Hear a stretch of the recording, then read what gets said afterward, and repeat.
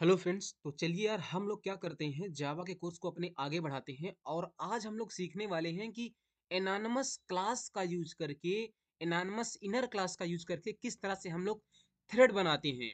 तो देखिए, पहले मैं आपको बता दूं, आप यहाँ प्लेलिस्ट सेक्शन में आइए और इस पूरी जावा की प्लेलिस्ट को एक्सेस करिए अगर आपको जावा बहुत अच्छी तरह से सीखना है तो अपने पिछले वीडियो में यार हमने थ्रेड के बारे में पूरा कॉन्सेप्ट समझा था, थ्रेड क्या होती है, कैसे वर्क करती है। और उसके बाद इसके जस्ट पिछला वाला वीडियो में हमने देखा था कि एनानमस इनर क्लास क्या होती है। तो क्योंकि अब हम लोगों को पता है कि एनानमस इनर क्लास क्या होती है, तो इसका यूज करके किस तरह से हम लोग थ्रेड बना सकते हैं वो हम लोग सीखने वाले हैं। तो इस पूरे प्लेलिस्ट को एक्सेस करो, तभी आपको ये वाला वीडियो समझ में आएगा जो मैं बताने वाला हूँ। ओके, तो जब हम लोग थ्रेड पढ़ रहे थे तो वहां पर हम लोग थ्रेड कैसे बनाते थे। थ्रेड को बनाने का दो तरीका होता है, या तो हम थ्रेड क्लास का यूज करें या हम रनेबल इंटरफेस का यूज करें। अब जब हम लोग थ्रेड क्लास का यूज करते थे तो हम लोग, देखिए, हम लोग अगर थ्रेड बना रहे हैं तो हम लोग क्या करते थे, एक क्लास बनाते थे और वो क्लास या तो थ्रेड क्लास को एक्सटेंड करती थी या तो रनबल इंटरफेस को इंप्लीमेंट्स करती थी। और दोनों ही केस में हम लोग रन मेथड की ओवरराइडिंग कर देते थे और उसके बाद हम लोग थ्रेड बना करके अपने थ्रेड को रन कर देते थे। तो वही ओवर रिडन मेथड जो रन मेथड होता था वो रन होता था, है ना। तो ये सारी चीजें हम लोगों ने देखी थी। तो वहां पर हम लोगों के पास हेडेक क्या था कि हम लोगों को एक अपनी अलग से क्लास बनानी पड़ती थी और वो क्लास या तो थ्रेड क्लास को या रनेबल इंटरफेस को इंप्लीमेंट्स करती थी। और उस क्लास के अंदर, अपनी चाइल्ड क्लास के अंदर, हम लोग रन मेथड की ओवरराइडिंग करते थे और फिर चाइल्ड क्लास का ऑब्जेक्ट बनाते थे और स्टार्ट मेथड को कॉल करते थे, तब जाके हमारी थ्रेड रन होती थी। तो वहां पर अगर देखा जाए तो हमें थोड़ा ज्यादा काम करना पड़ता था, है ना।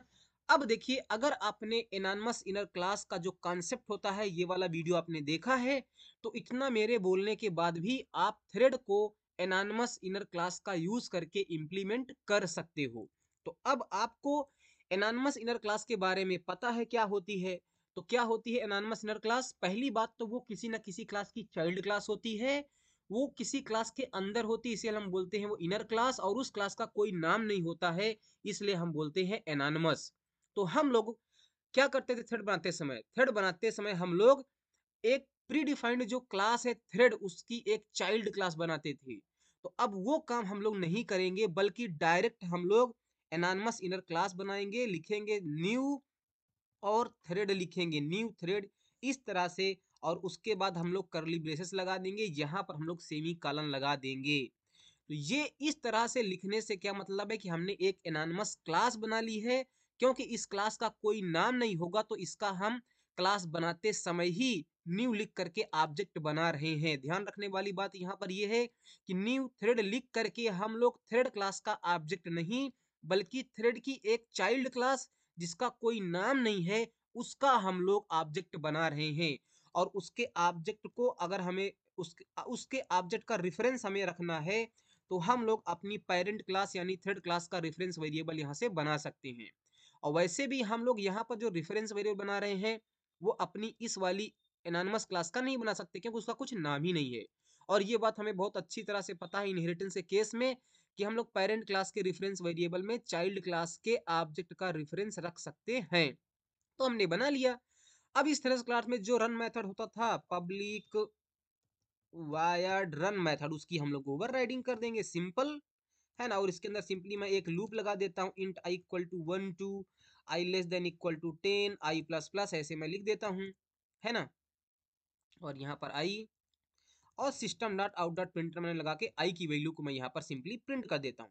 तो हमने देखिए एक थ्रेड बना ली और वो टीएच है, और हम लोग अब simply TH dot start function को कॉल कर सकते हैं, टीएच डॉट स्टार्ट।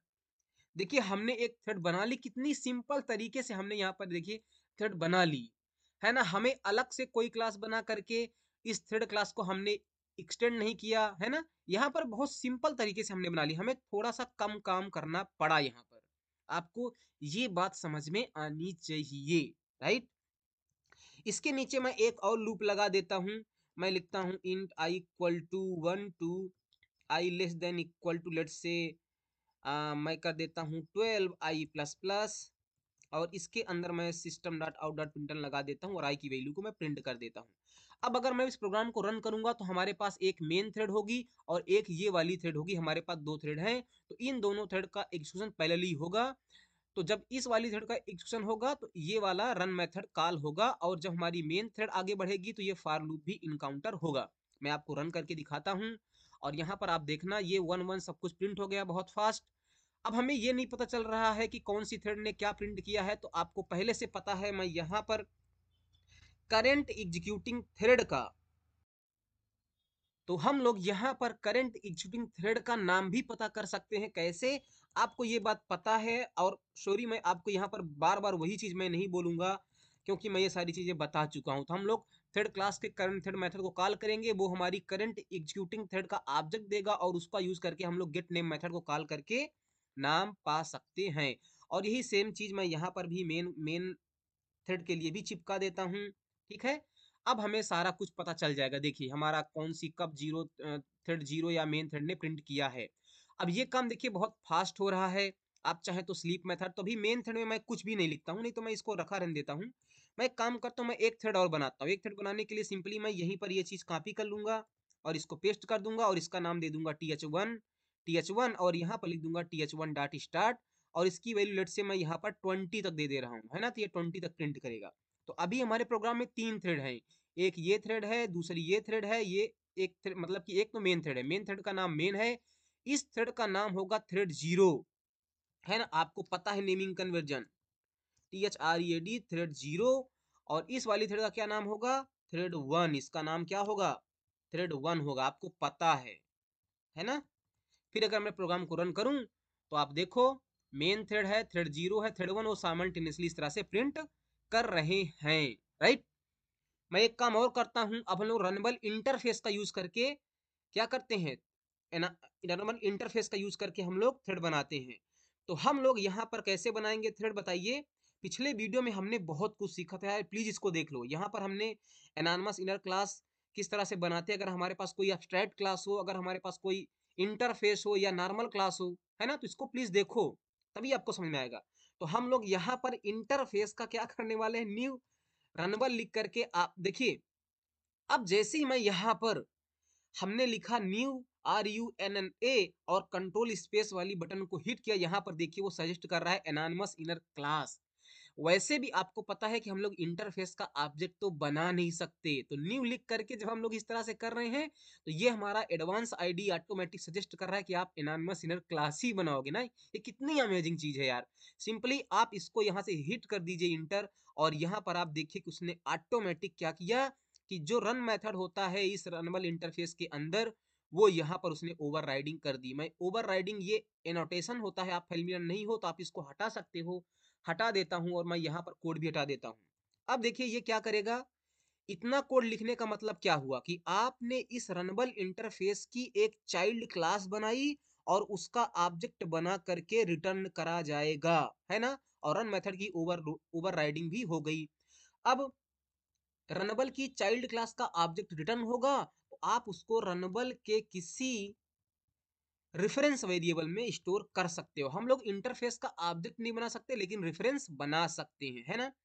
अब बताइए, अब हमें इस वाली इंटरफेस थ्रेड को रन करने के लिए क्या करना पड़ेगा, हमें अपनी थ्रेड क्लास का सहारा लेना पड़ेगा, जो आपको पता है। तो हम लोगों को एक थ्रेड क्लास का ऑब्जेक्ट चाहिए। मैं यहाँ से कॉपी करके एक पहले थ्रेड क्लास का ऑब्जेक्ट बनाता हूँ, इसका नाम मैं टी रख देता हूँ, और ये थ्रेड बनाते समय हम लोग इस th2 को यहाँ पर पास कर देते हैं। ये चीज पहले से पता है, मैं फिर से अगेन मैं कह रहा हूँ बोलूंगा नहीं।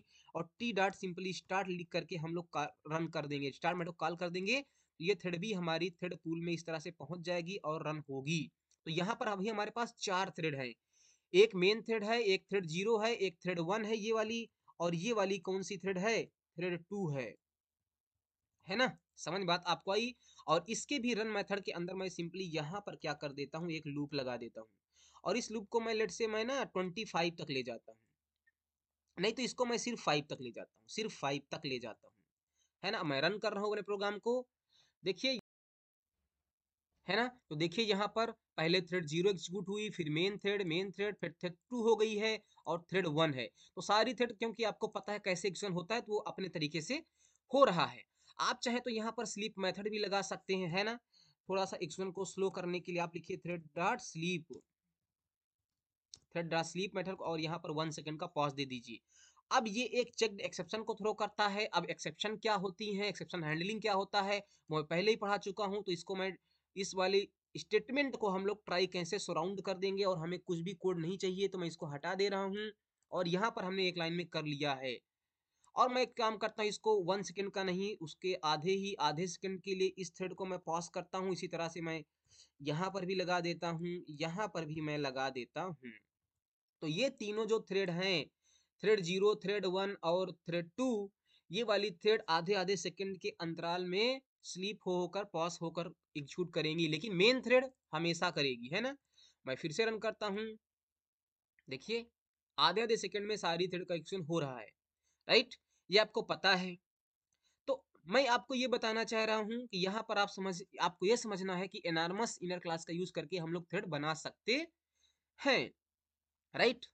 अच्छा, मैं एक काम करता हूँ, यहाँ पर मैं एक काम करता हूँ, मैं इसको ना 1 सेकंड कर देता हूँ, और इसको भी मैं 1 सेकंड कर देता हूँ आपको कुछ समझाने के लिए, और इसको भी मैं 1 सेकंड कर देता हूँ, राइट। और मैं काम करता हूँ, मैं मेन थ्रेड जब एग्जीक्यूट हो रही है, वैसे तो मेन थ्रेड के तो ये सारे पार्ट है, यहाँ पर भी मैं लगा दे रहा हूँ। तो ये 12 तक चल रहा है लूप, ये 5 तक चल रहा है, ये 20 तक, ये 10 तक, है ना। अब आप देखना कि ना, मैं रन करता हूँ पहले इसको, देखिए सब चीज हो रहा है ना, जो जितने 1 1 सेकंड पर हो रहा है, ये सारी चीजें 1 1 सेकंड पर ही ये सारी चीजें हमारे साथ अब हो रही हैं, आपको पता है। देखिए हमारी एक थ्रेड 20 तक चल रही है, ये वाली थ्रेड जो हमारी थ्रेड 1 है, ये 20 टाइम्स चलेगी, तो बाकी सारी थ्रेड डेड हो जाएंगी, लेकिन ये हमारी जो थ्रेड है थ्रेड 1, वो 20 टाइम चलेगी। अब देखिए सारी थ्रेड डेड हो चुकी हैं, इसलिए यहाँ तक एग्जीक्यूट होने के बाद सारी थ्रेड डेड हो गई। तो हमारे पास जो हमारी थ्रेड 1 थी, उसने अपने लास्ट में अपना एक्सपेरिमेंट 20 तक किया, है ना। जो ये वाली थ्रेड होगी रनबल का यूज करके हमने थ्रेड 2 बनाई, ये 5 तक ही एग्जीक्यूट हुई होगी, है ना, थ्रेड 2 जो है। तो यहाँ पर थ्रेड 2 और ये थ्रेड 2, तो ये हमारी थ्रेड 2 यहाँ से अब डेड हो गई होगी, तो उसके बाद जो अदर रिमेनिंग थ्रेड है उनका एग्जीक्यूशन होगा, है ना। अच्छा, आपने ज्वाइन मेथड के बारे में सीखा था, मैं यहाँ पर लिखता हूँ ts.join। अब फिर मैं बोलूंगा, मैं ज्वाइन के बारे में भी पढ़ा चुका हूँ, इसको भी हम लोग ट्राई कैसे सराउंड कर देते हैं, ये सारी चीजें मुझे यहाँ पर नहीं चाहिए। मैं इसको भी एक लाइन में करता हूँ। अब बताइए यहाँ पर इसका लिखने का क्या इफेक्ट हुआ। अब क्या होगा, पहले मेन थ्रेड होगी थ्रेड पूल में, जब ये वाली लाइन चलेगी तो एक हमारी थ्रेड 0 भी थ्रेड पूल में पहुंच जाएगी। तो ऑपरेटिंग सिस्टम के पास दो चॉइस होगी, या तो वो थ्रेड 0 को या मेन थ्रेड को एग्जीक्यूट करे। अगर वो थ्रेड 0 को एग्जीक्यूट कर रहा है तो ये वाला रन मेथड एग्जीक्यूट होगा, लेकिन अगर उसने मेन थ्रेड को एग्जीक्यूट किया तो इस स्टार्ट के बाद वो इस ज्वाइन को एग्जीक्यूट करेगा। और ज्वाइन के बारे में आपको पता है कि अगर जैसे ही ज्वाइन इनकाउंटर होगा तो इस वाले स्टेटमेंट को हमारी मेन थ्रेड चला रही है, मेन थ्रेड एग्जीक्यूट कर रही है, तो मेन थ्रेड तब तक के लिए वेटिंग स्टेट में चली जाएगी जब तक ये वाली थ्रेड जो कॉलिंग थ्रेड है अपना एग्जीक्यूशन एंड ना कर ले। तो जैसे ही ये लाइन का एग्जीक्यूशन होगा तो main thread sleep time waiting state में चली जाएगी, या कह लीजिए कि हाँ वेटिंग स्टेट में चली जाएगी। और उसके नीचे ये वाली जो थ्रेड्स हैं, थ्रेड 1 है, थ्रेड 2 जो हमने बनाया है, या उसके नीचे जो कोड है वो नहीं एग्जीक्यूट होगा। तो जैसे ये वाली लाइन का इनकाउंटर होगा, ये वाली थ्रेड पूरा पूरा एग्जीक्यूट होगी। और इनफैक्ट वैसे भी इसके पहले मेन थ्रेड के लिए इस लाइन के पहले क्या कोड है, ये वाला कोड है, और ये वाला कोड पूरा पूरा तो थ्रेड 0 के लिए ही है, मेन थ्रेड के लिए कुछ नहीं है। तो ये पूरा पूरा एग्जीक्यूट हो जाएगा, उसके बाद हमारी ये वाली थ्रेड एग्जीक्यूट होना स्टार्ट होंगी। मैं आपको दिखाता हूं, तो पहले थ्रेड 0 जो है वो 1 से लेकर 10 तक प्रिंट कर लेगी, ज्वाइन का ये इफेक्ट होता है। मैं इसको यहाँ पर पहले सेव करता हूँ और फिर मैं इसको रन करता हूँ। देखिए थ्रेड 0 हमारा एग्जीक्यूट हो रही है, और ये 10 तक पहले पूरा एग्जीक्यूट हो लेगी 1 1 सेकंड के पास पर, क्योंकि यहाँ पर स्लीप मेथड लगा है। जैसे ही 10 सेकंड ये इंड हुआ, तो अब हमारी देखिए सारी थ्रेड जो थ्रेड जो थ्रेड 1 थी, मेन थ्रेड थी, और थ्रेड 2 थी, उनका एग्जीक्यूशन स्टार्ट हो गया, है ना। समझ में आ रहा है आपको, बिल्कुल आपको समझ में आना चाहिए यहाँ पर, है ना, क्योंकि थ्रेड के बारे में हम लोग बहुत डीपली समझ चुके हैं यार। यहाँ पर अगर मैं आपको बताऊं तो मैंने यहाँ पर आपको देखिए स्लीप मेथड कैसे वर्क करता है, ज्वाइन मेथड कैसे वर्क करता है, सारी चीजें। और ये अब बॉस, तो ये इनॉर्मस इनर क्लास ये बहुत ही इंपॉर्टेंट है। इस अपने आने वाले वीडियोस में ना हम लैम्डा एक्सप्रेशन के बारे में पढ़ेंगे, जो एक कमाल का जावा 8 का फीचर है। तो आप इसको सीख लो, क्योंकि वहां पर मैं आपको ना कंपैरिजन करूंगा कि एनॉनिमस इनर क्लास जब बनाते हैं तो क्या करते हैं, लैम्डा एक्सप्रेशन हम लोग क्यों यूज कर रहे हैं। तो अगर आपको यही नहीं आता एनॉनिमस इनर क्लास तो फिर क्या काम ही है। तो हमने सोचा यार कि हमने आपको एनॉनिमस इनर क्लास पढ़ाया है, तो क्यों ना मैं उसका यूज करके थ्रेड बना करके आपको एक बार ये भी थोड़ा एक्सप्लेन कर दूं, कि पता लगे आप प्रोजेक्ट पे कोई काम कर रहे हो, आपको ऐसा कोड मिल जाए तो समझ में ना आए कि यार ये है क्या, है ना। आई होप दोस्तों आपको समझ में आया होगा। अगर बताइए ये वाली लाइन अगर मैं यहाँ पर भी चिपका दूं तो क्या होगा। पहले ये वाली थ्रेड अपना एक्शन स्टार्ट करेगी, जब वो इंड हो जाएगी तो मेन थ्रेड फिर से कंटिन्यू होगी, तो ये वाला कोड चलेगा और फिर से थ्रेड वन का एक्शन होगा, और जैसे ये वाली लाइन चलेगी तो फिर से मेन थ्रेड का एक्शन पास हो जाएगा और ये थ्रेड वन अपना एक्शन कंप्लीट कर लेगी। उसके बाद थ्रेड टू और मेन थ्रेड के लिए जो कोड है वो पैरेलली एग्जीक्यूट होंगे, है ना। देखिए पहले thread one thread zero execute हो जाएगी पूरा 10 टाइम, थ्रेड जीरो पहले 10 टाइम, फिर थ्रेड वन कितनी टाइम 20 टाइम होगी, और उसके बाद थ्रेड टू 5 टाइम, और ये वाला लूप साथ में चलेगा, है ना। क्या कर दिया मैंने भैया,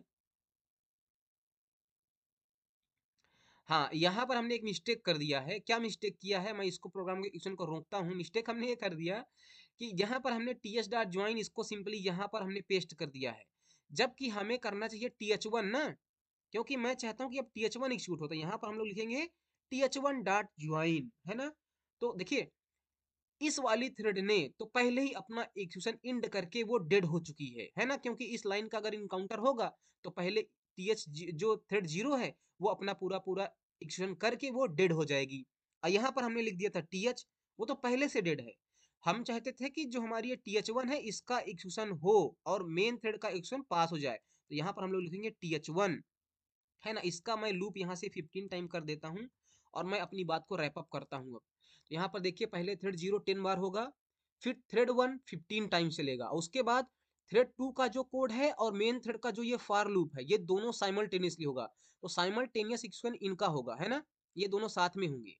और ज्वाइन का यूज करने की वजह से पहले थ्रेड जीरो देखिए थ्रेड जीरो ने 10 टाइम एग्जीक्यूट कर लिया, अब थ्रेड वन एग्जीक्यूट होगी 15 टाइम, 11 13 14 15। अब थ्रेड टू और मेन थ्रेड देखिए साथ में एग्जीक्यूट हो रही है, ये देखिए।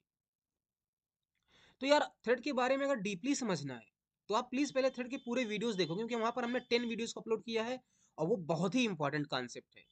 आई होप दोस्तों आपको एनॉनिमस इनर क्लास का कॉन्सेप्ट अब और अच्छे से क्लियर हुआ होगा और हम लोग थ्रेड कैसे बना सकते हैं ये भी आपको समझ में आया होगा। Thank you, bye bye.